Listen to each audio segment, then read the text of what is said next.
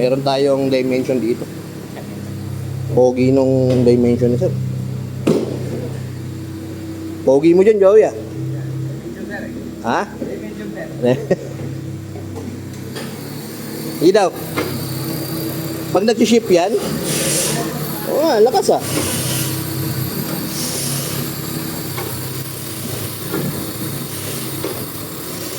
Sige. Ayun, tingnan natin kung ano problema na ito. Okay.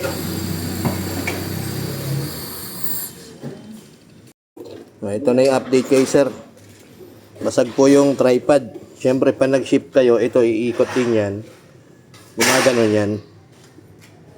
So, napansin kasi kanina, ito, hindi gumagalaw. Ito, malakas yung play. Ganyan. So, ito nga basag. Binaklas po ba ito, sir? Hindi. Hindi. Ito, tripod bearing. Nag-cause din po ng ano yan, minsan, vibration. Saka yan, pagka nag-ship kayo, ganun yung tunog. Tik, tik, tik. Minsan malakas, tug. Mga ganun. So, ito, pagka ganito, wala na hong repair yan. Talagang papalitan ng tripod yan. Ito yung tripod yan. Palitan natin yan. Ito na yung pyesa ni sir. Ito yung mahalaga dyan eh. Dito kasi pumapasok yung axle oil seal natin. Sinukat ko naman, tama naman. Sukat niya. Tapos yung teeth, kung tawagin, o yung ngipin niya. Ayun yung mahalaga dyan. Ayun po yung tsura ng buo. Ganyan. Ayun na duro. Pareho. Kasi dito yan sa axle natin, dapat sakto din yung spline dito.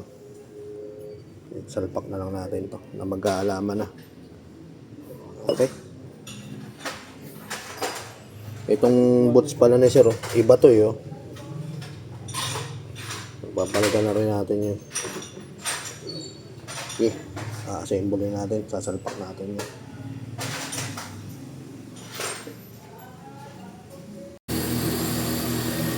Ito na, nakakabit na. Ito-test na lang natin. Tapos ipa-final pen, road test pa. Pag nag-ship yan no? Pag nag-ship, reverse. Kumakantog na. Sige daw. Reverse. Drive. Yun wala nang tunog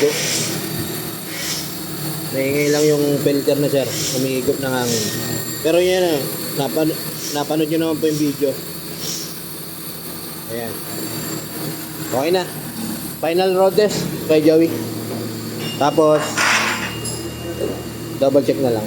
So yun, mga sir, yung CB joint po natin at least 40,000 to 60,000. Or pag nakita nyo may punit na yan, paripak nyo, pabisita ninyo kasi bihira to masira yung tripod bearing.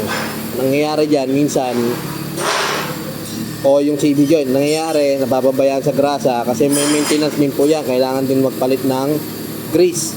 Pag na-reach niya na yun, tamang interval or just 2 years, pwede na yan depende rin sa gamit. Basta mini-maintain din po yung pinapalitan ng grease para may iwasan yung pagkasira ng tripod bearing or yung CB joint. Okay?